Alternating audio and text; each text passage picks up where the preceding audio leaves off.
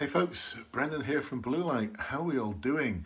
A live broadcast here going out to the Bluelight Facebook group. And if you're watching this on the replay and you're not a member of the group, then you can join. Check the links below and you'll find a link to the group that everyone who's going to be joining me in a moment belongs to. Almost 20,000 members.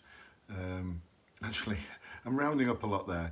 It's almost 19,000, but I can still say almost 20,000, can't it? It sounds better, it sounds more impressive, but still we're just under 19,000 members at the moment. So really, really incredible to have you all on board.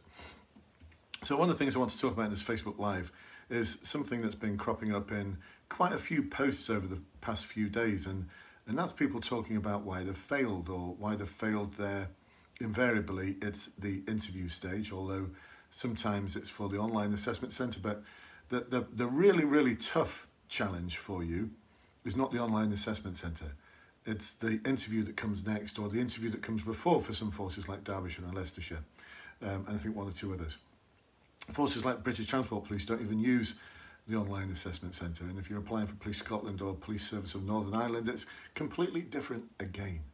And every force has their own way of doing a final interview, and every force, even though they do the same type of final interview, will have different types of interviewers, so it's all incredibly subjective. We've got to make sure we even out the odds though, and one of the things I've noticed in a load of the answers to the posts in the comments, and everyone's trying to be really helpful to each other. That's the main thing.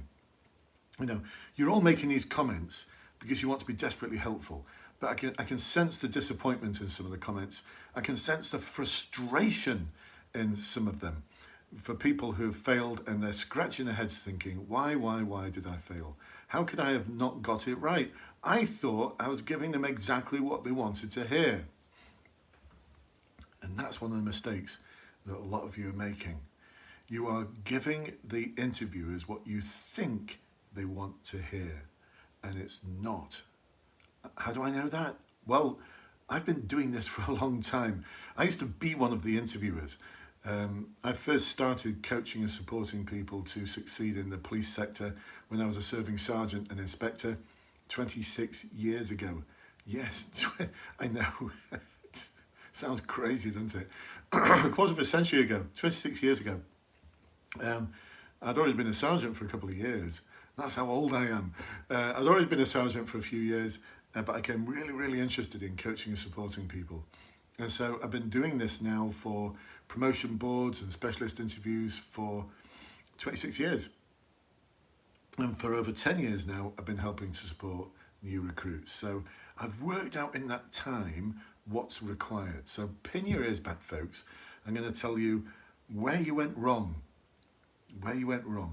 based on some of the comments and some of the posts that have been appearing in the group over the past few days. But before I continue, I'm going to do some shout outs and an invitation for you to ask any questions.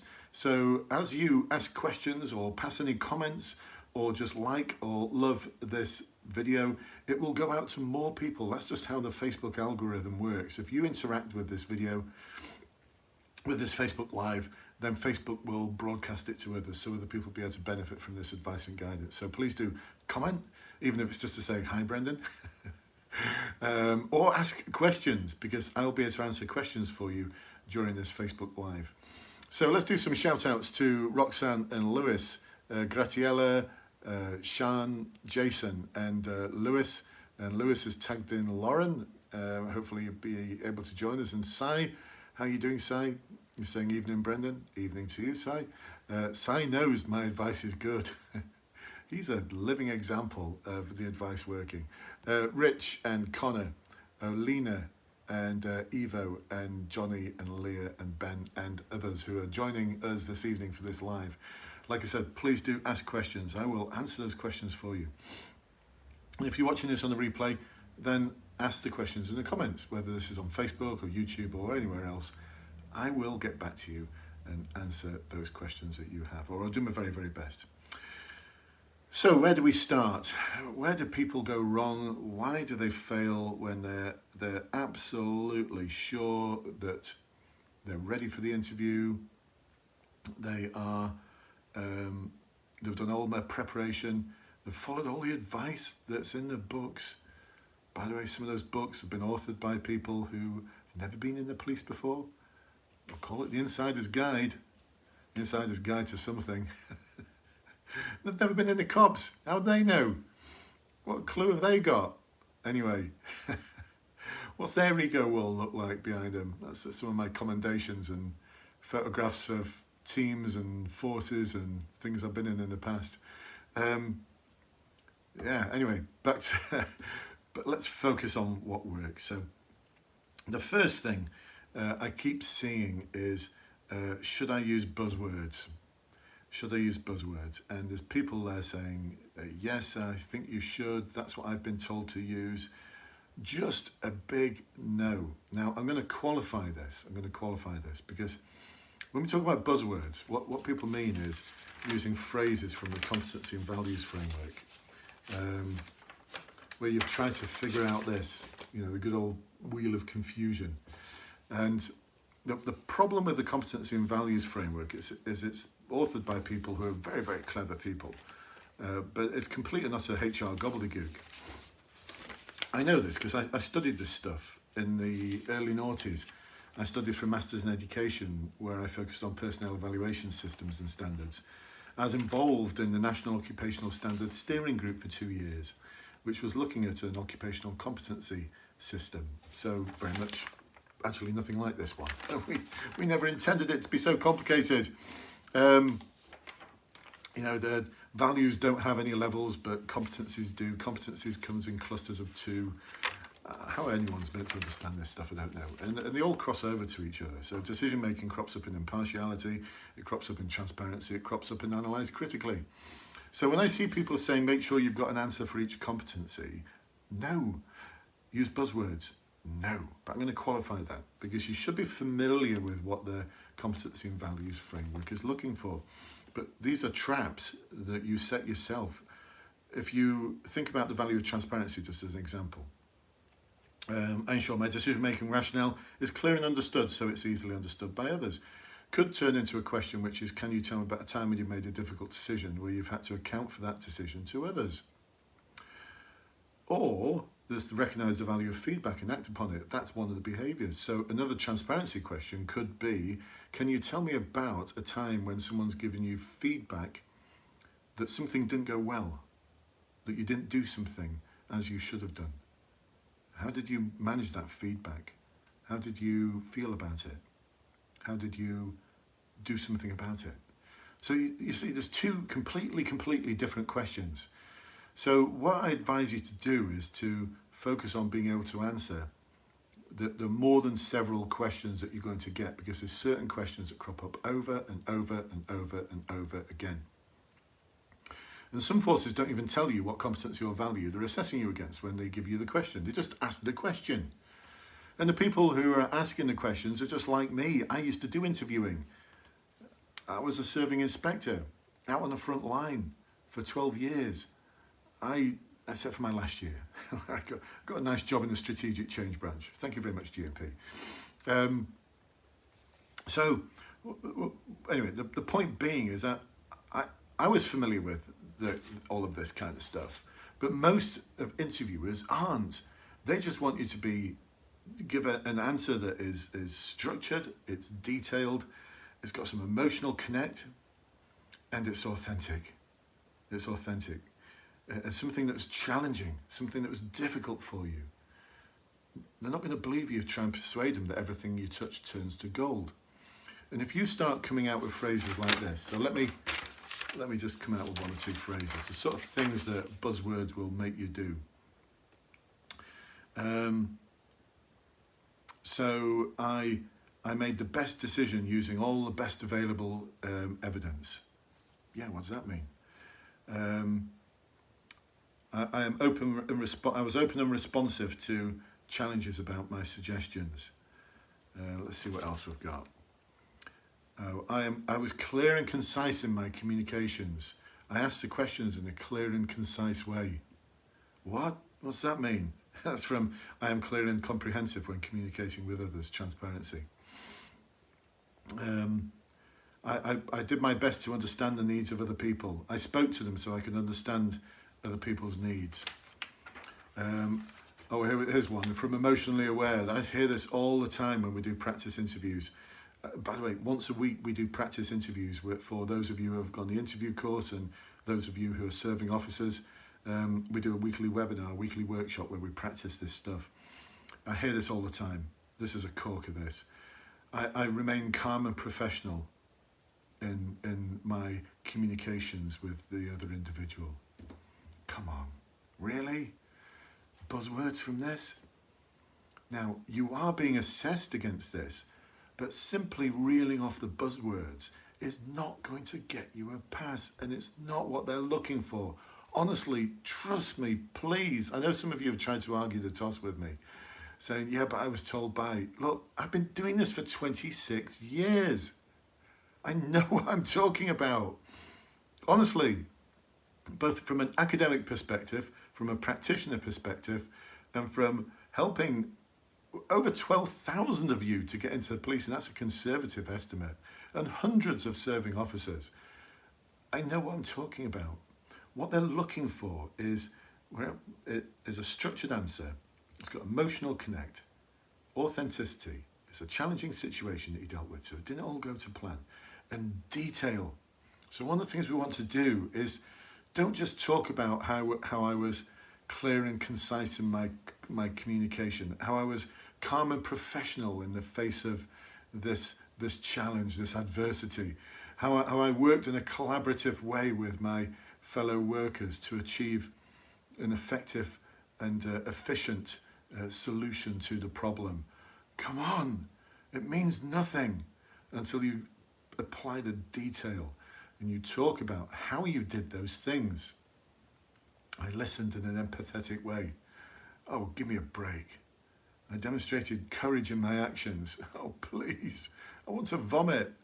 Now, I want you to talk about how you did things.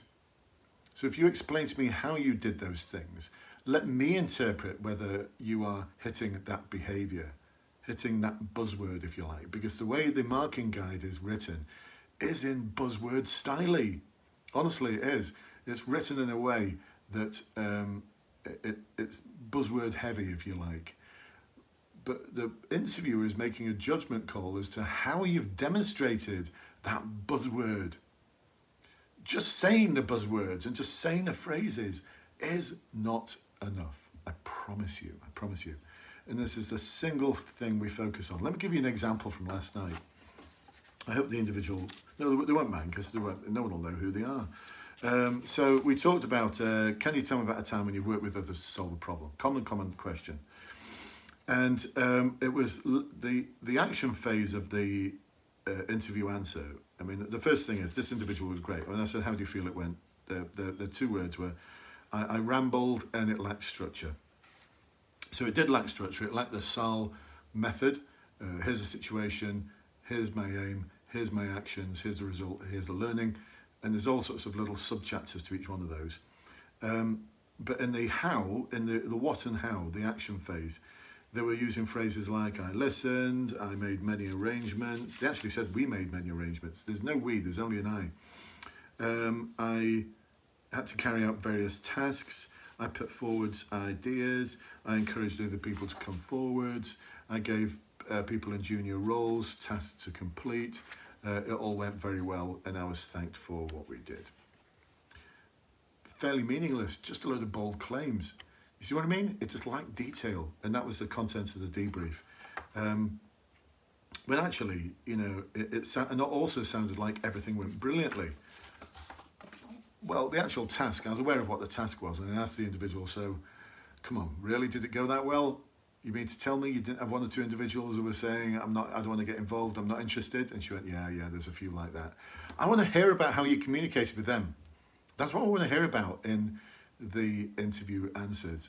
So that's an example, a live example from last night. I'm not going to go into the detail because it could identify the individual, but does that make sense? Give me some loves or likes if this is making sense, folks. To Jack and Chloe, and to Sai, and to Becky, and to Emily, and to Ree, and to Leanne, and to Ben, Yasmin, Beth, Oh, all coming to join me this evening. Awesome to have you all on board. Give me some loves and likes. Let me know in the comments. Does this make sense? All right, the other thing where you are getting it wrong is in your preparation. You're doing the wrong type of preparation. There's someone today, and okay, we qualified it later that they were joining the Civil Nuclear Constabulary, but they talked about how they'd done a firearms course, some course on how to better operate a Glock or something. Because they were asked a question about what have you done to prepare for this process. It's the wrong answer. It made me twitchy. I'd be thinking, what is this person obsessed with guns? Honestly, it would make me twitchy. When I've done interviewing in the past and talked to people about why they want to be a police officer, and I've talked about how I've always been a little bit sort of suspicious, thinking, what's motivating this? Not sure about this. You'll make them twitchy. So I've already given them individual feedback about the sort of things that you should have included.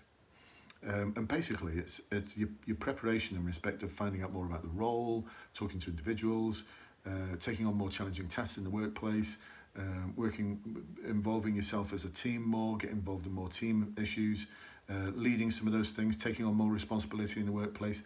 That's what they're looking for. Not that I've learned how to fire a gun. And this is where a lot of, I think, ex-service people, with the hugest of respect and kudos for what you've done, but this is where they have, in particular in my experience, have problems, is translating their experience and their past and their preparation into language that's going to make sense to the interviewer. What else? Tea and medals.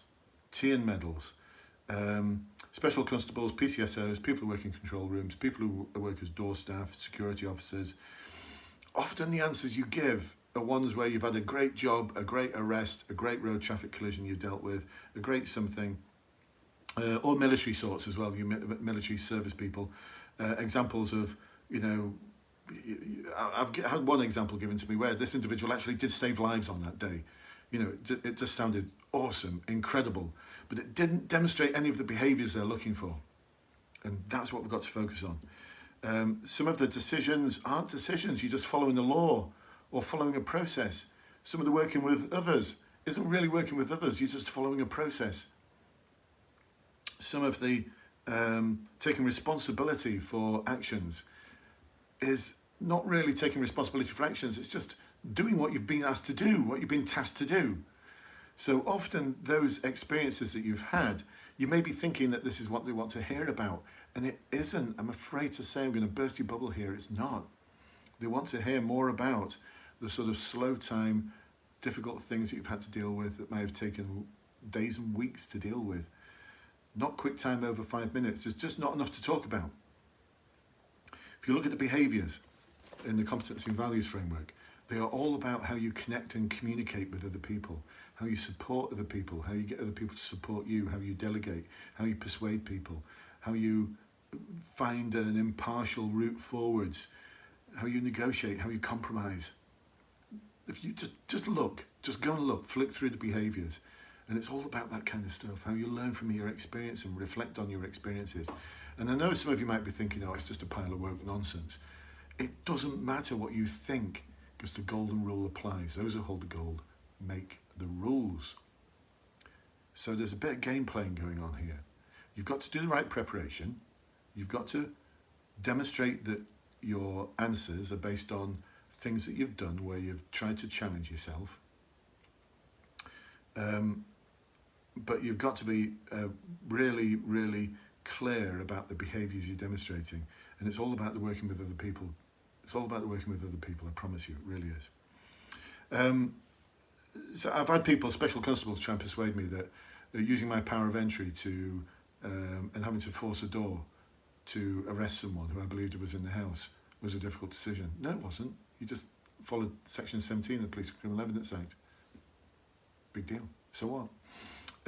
One recently, I made a difficult decision in respect of some. I made a difficult decision in respect of. Sorry, I've just got distracted. I've just seen a message that's just cropped up. I'm so pleased. There's a certain individual who's just messaged me. I am so pleased now to get that message. I am absolutely over the moon. I've just got hugely distracted. I am so, so pleased for you. This is someone who's passed. I know the journey they've gone through. And oh my God, I'm so, so, so over the moon for you. I'm going to look at the rest of the message in a moment, but I'm so over the moon for you. You know who you are. Oh my God. Just, I'm so distracted at the moment. I've lost my plot completely. But this is what I love. I love getting these messages, and sometimes I've just had the message just popped up there on my phone. Beautiful, beautiful. You know who you are. I'm just so awesomely pleased. Sorry, folks, I'm on the soapbox now. I think I'd better just wrap up. Sai saying, well done, whoever you are. Sai, it's someone who's coming to join you, I hope. Someone who's going to be applying to the same, who's applying to the same force that you're applying to. Oh my goodness. I'm not going to say the name, but you might know them, Sai. You might be able to work out who that person is. So anyway, yes, back to the thing. I'm lost. Trying to persuade me that a difficult decision was, we were at a house in respect of something or other, a special constable, and we dealt with the thing, and I went to check on the children and found a cannabis plant. And the difficult decision I made was to arrest the person for possession of cultivation of cannabis. And I was like, at the end, where was the difficult decision? Well, I had to decide, I could have decided not to deal with it. No, just no. Just no. That was, I was just thinking, that you even considered that as an option, I'd fail you on that. So listen, folks, there's a lot of preparation to do. Let's get to the bottom line. There's a lot of prep to do. There's a lot of hard work to do. You've got to know what the right prep is, and that's where I come in. I know what the right prep is. Come and join me on those weekly webinars.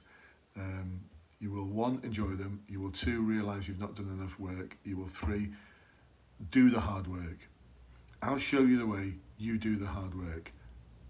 That's the deal. That's the deal. So let's just do some more shout outs, answer some more questions before I go. I know my power's going to run out in a moment. So if I just disappear, it's because my power's run out. Ben's saying, do you have any info on the CNC Sergeant boards? Ben, you'll have more information than me, but you PM me with what it involves and I will tell you how to approach it. Rosie, they asked me, how do I deal with stress at work? What is a suitable answer for that? I wasn't really expecting that. It really threw me off. Rosie, these are the wealth and breadth of questions that are asked at final interviews that aren't just about, can you tell me about a time when? For some forces, they don't ask that question at all. There is no more, can you tell me about a time when? West Yorkshire Police have ditched it completely. How do you deal with stress at work? There's a long answer to that. I actually cover it on the interview course, Rosie. There's a whole module on how to manage the impact of being a police officer and what you can start doing to prepare for that, sort of things you should consider, the sort of things you should deliver in your answer around the difficulties in the workplace, and how you manage stress. So you've got to be ready for everything because forces change their questions all the time. Sai's saying, not heard that question before, but I think that's trying to get you to elaborate on how you deal with stressful situations. A lot there. Yeah, good. Thanks. I'm not going to read it all out. Thanks, Sai. I like this. The answer can be sometimes more about how you answer rather than the answer itself. Yeah, they're looking for that emotional connect, that authenticity. Lovely. Nice one, Sai. Chloe, Jack, Callum watching, Taylor, Shannon, Corey, and Dagmara, Paul. How are you doing, Paul? Ian. Sai saying, no, clueless, nobody volunteers to work at my station unless they live here. I'm going to get them to reach out to you, Sai. Closer to home than you think. Closer to home than you think. Jodie, Ryan and David, good evening to you. Just joining us. I'm afraid I'm about to go now. But anyway, listen, it's been awesome having you on board. A bit of a long live that, but hopefully it's helped you. You know, any questions, please do let me know. Actually, the question has just dropped in. Vicky's just said, when should I sign up for the course? I've applied, but the deadline has only just gone past and I'm unsure if I'll get an invite to the next stage. Vicky, which force is that? Just let me know which force it is. Let's say, Sai's saying apply ASAP, Vicky. I did 2 years of prep. The difficulty is that when you sign up for, when you apply to join, you could wait months until you get notice that you've got your online assessment centre ahead of you. Humberside, okay. So it could be months or it could be weeks. And the notice you get could be as little as 1 day.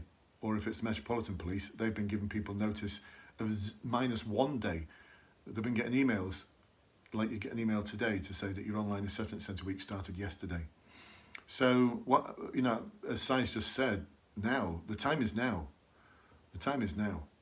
The application form system, the way it is at the moment, because they're trying to get as many through the door as possible, because of the 20,000 uplift, is actually Humberside. They might be beyond that now, you know. They might have filled all the spaces for the 20,000 uplift, and they're reducing the numbers. But anyway, Vicky, for yourself, look, I'll take away the risk. If you sign up for the course with the webinars, and message me and I'll send you a link. If you don't get through to that stage, I'll give you a refund. But actually what you'll probably want to do is go again, apply again. You know, if this is your dream job, you're going to do everything right from the start to get in and get the best preparation. And that's what I do. I deliver the best preparation for you. But I'll give you that guarantee, Vicky, you know, in case you're thinking, oh, but what if I don't get through to the next stage? All that money spent. Well, I'll give it you back. There you go. How about that? How about that? So let's just see, Jessie, Abby, oh my goodness. How long is the interview course? Jodie's asking. It's not about the length of time. It's probably about 20 hours of content altogether. It's about the practice you put in, Jodie. So this doesn't happen by osmosis. It doesn't happen just by watching the videos. It happens by practicing what I show you, taking that uncomfortable action. 9 weeks until your interview. Time to start preparing is now. An hour a day.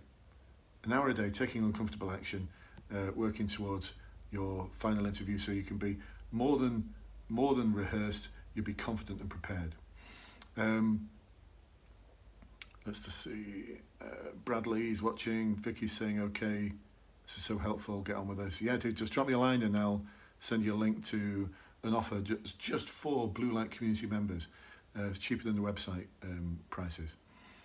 Lewis saying, I failed without and passed with. I now have 2.5 years in. Lewis, thank you for the kudos, thank you. I'm going to take that you failed it without my support and you passed it with. And you got 2.5 years in. Kudos for your service. I hope it's the awesome career that you believed it was going to be. I know it is. I know it is because I've been there, been in your shoes. Samuel's watching and it's time to go. Lewis is saying, oh yes, I failed without and passed with your support. Now 2.5 years in and it's awesome career. Thank you, Lewis. Thank you for your service. Kudos to you. I doff my cap to you. And for all of you who are helping to protect us, keep us safe in our communities, in a 999 emergency roles, whether you're a police officer, paramedic, firefighter, I love you all. I think you're amazing. I do sincerely, I love you for what you do. I sometimes think I could never be a police officer. I could never be in emergency services, and then I forget I was one. But it is a bit of a different world now. I think it's harder in many ways. So I love you for what you do. And for those of you who are looking to join the police, I doff my cap to you. You are going into the best job in the world, full stop. Sai saying, have a good evening, Brendan. I'm off to get, it's school holidays, so I'm going to have a beverage of my choice tonight. There's no school in the morning. I've got kids. I'll catch up with you soon, folks. Take care of each other, and good night. Bye-bye for now.